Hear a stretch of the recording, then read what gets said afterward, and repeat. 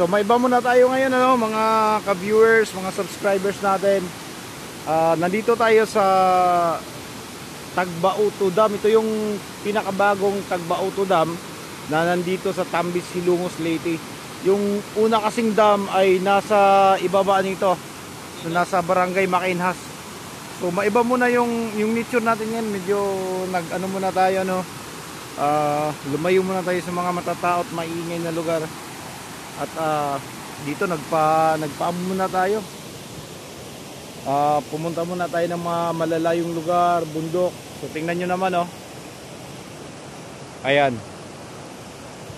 So yung paligid puno ng kahoy. Ayan. Tapos tahimik, halos wala kang ibang makitang mga tao dito. Maliban lang siguro yung mga nangunguha ng buhangin. Ayan, so puro nyugan. Ayan. Ayan siya. So tingnan nyo yung dam. Ayan. So relax muna tayo.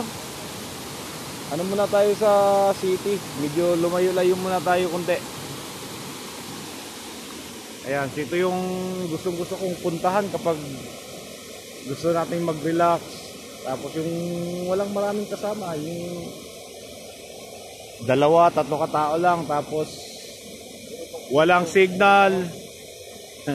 Walang signal.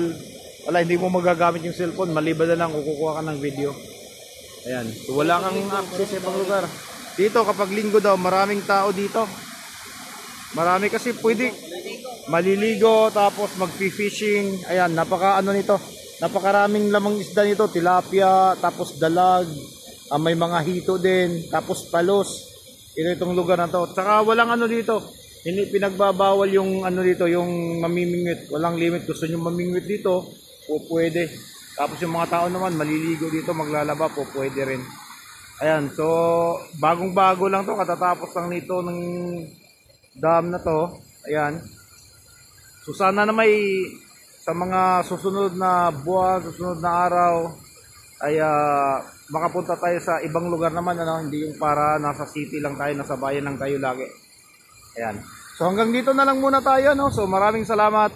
God bless at bye-bye.